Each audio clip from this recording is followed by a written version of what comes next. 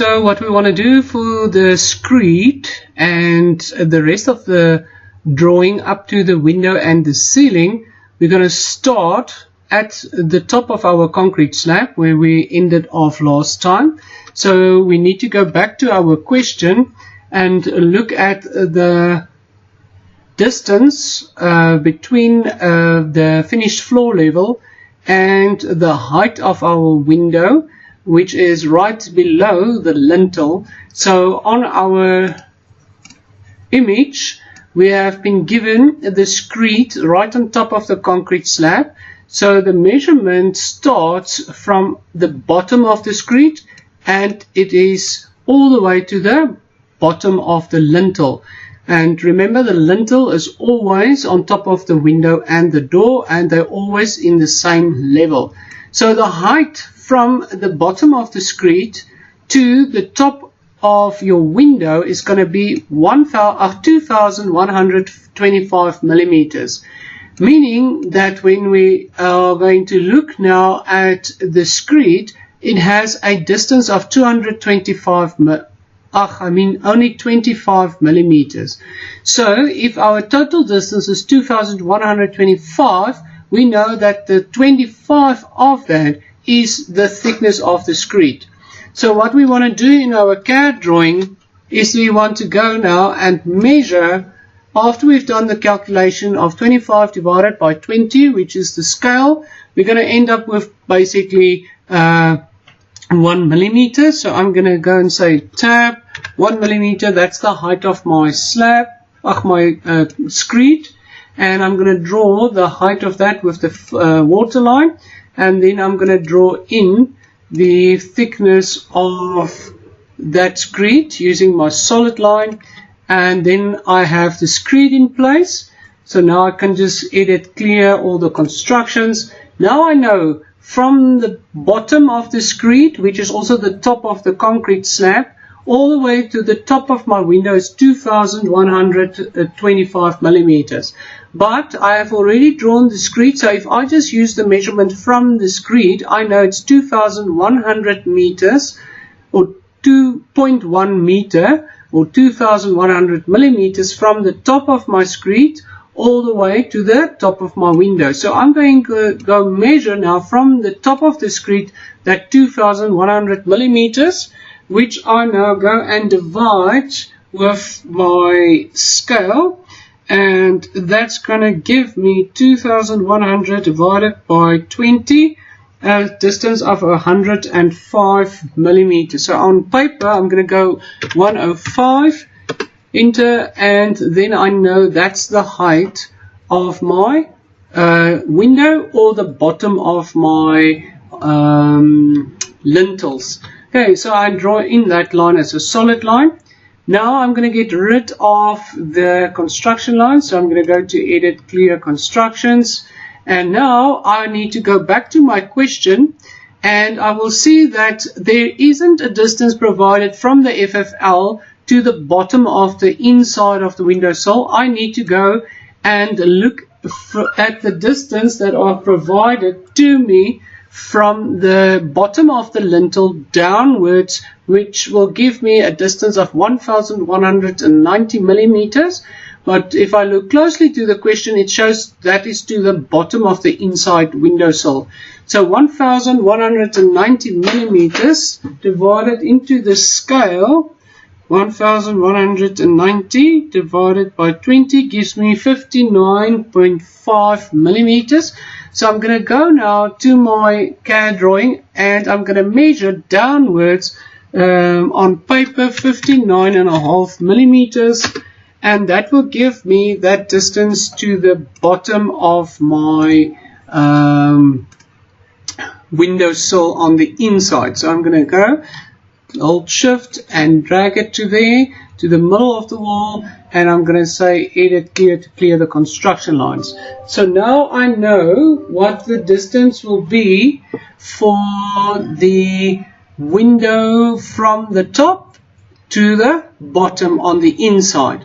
Now what I need to do is I need to take in consideration the height of that windowsill, and in our main question it said that our windowsill was a total distance of, I think it was 150 millimeters. I'm not so entirely sure. Let me just double check that quickly.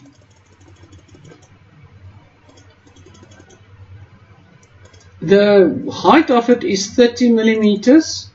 So we just need to check now the length of the windowsill, and the lintel is the windowsill is 170 millimeters in length and 35 millimeters high. Okay, so that means that now here I have to go and measure then that 35 millimeters. So I'm going to go and measure 35 divided by 20. Basically it gives me 2 millimeters. So it's 1.75. So I'm going to go either 1.5 or 2 millimeters, or I can on CAD say 1.75 for the height of the windowsill, and then I can draw the windowsill's line at the top. And what I need to do is extrude it, because it has to have a length of 170 millimeters. So let's see, 170 divided by 20 gives us 8.5. So I'm going to say tab 8.5. Now you don't really have to draw that full 8.5. You could actually have just drawn it to an extent of 2 millimeters or so beyond the inside of the wall, but because they said that's the length, we will use it. And then we're going to extrude the bottom one as well, and then I'm just going to drop these lines so that they align with the top and bottom of the inside windowsill, and I'm going to draw the edge of my window. Then what I can do is I can also draw in solid, or change that line to solid for the base of the inside windowsill, and I can clear all the constructions. Now I have the base of my inside windowsill. Next thing I need to do is go back to my question and see that there is 85 millimeters from the bottom of the windowsill to the lowest end of my windowsill on the external side of my wall, meaning that here from the middle of my wall downwards, that is basically a brick's height of 85 millimeters.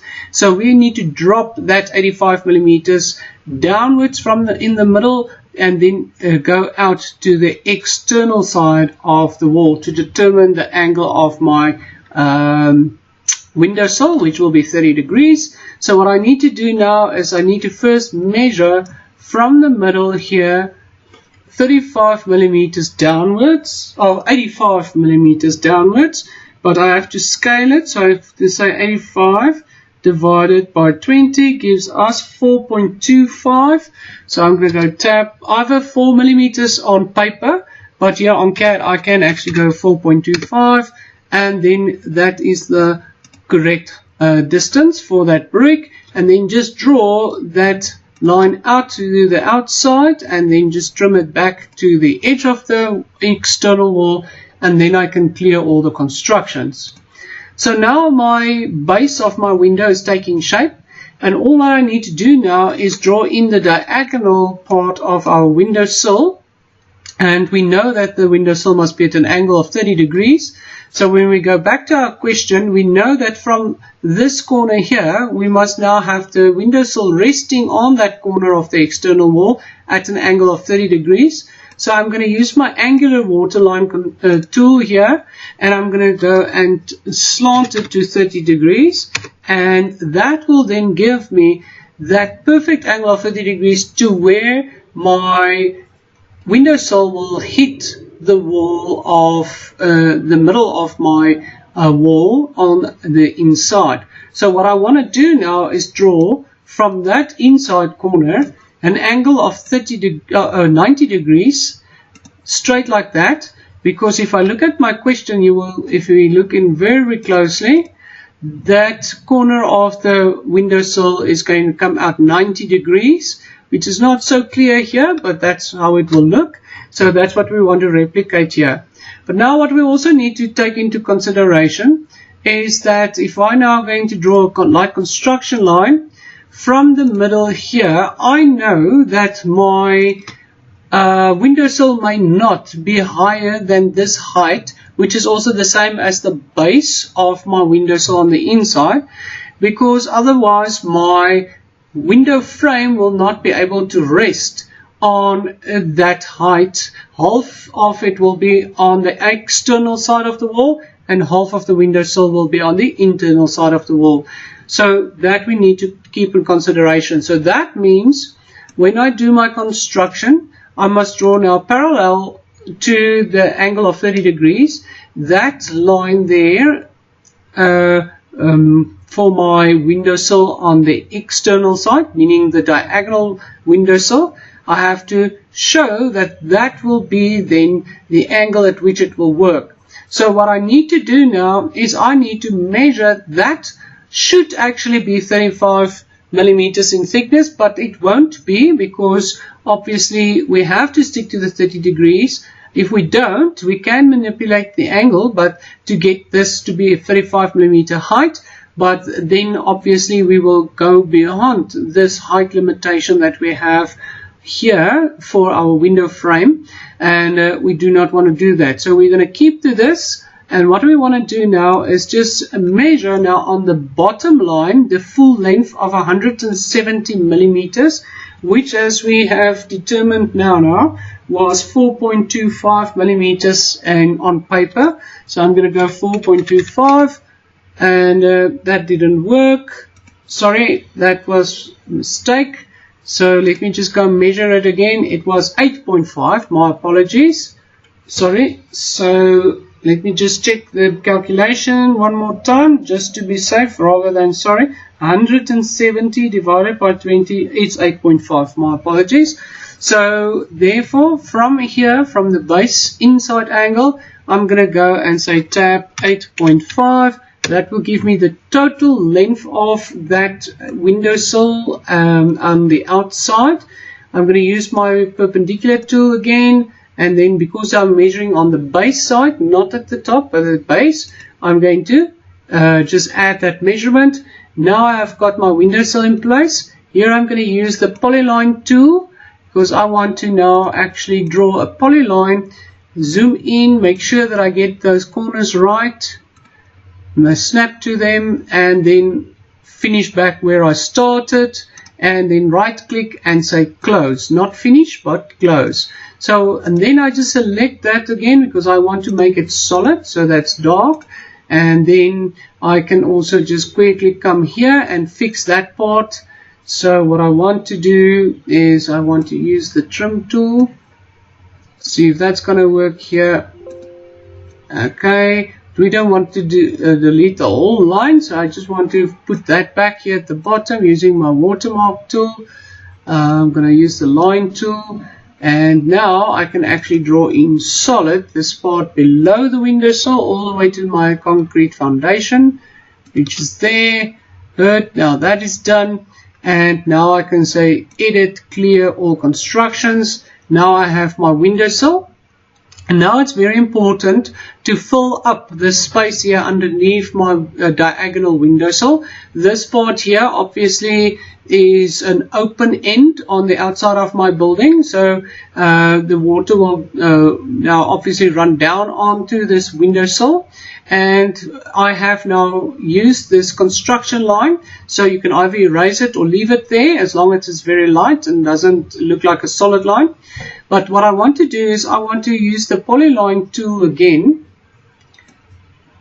and I'm going to select the hatching layer, and then I'm going to start by selecting this area underneath the windowsill till I finish where I started. Right click and say close.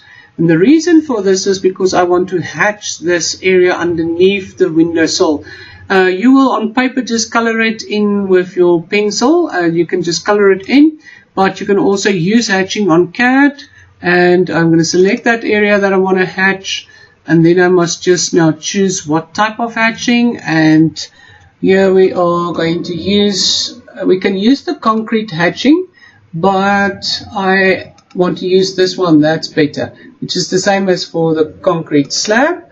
So, and then when I zoom out, you can see. So you basically will just color that in black, and then I have my filling underneath the windowsill. That's basically just cement that I fill up, and maybe, you know, mixture of cement and sand.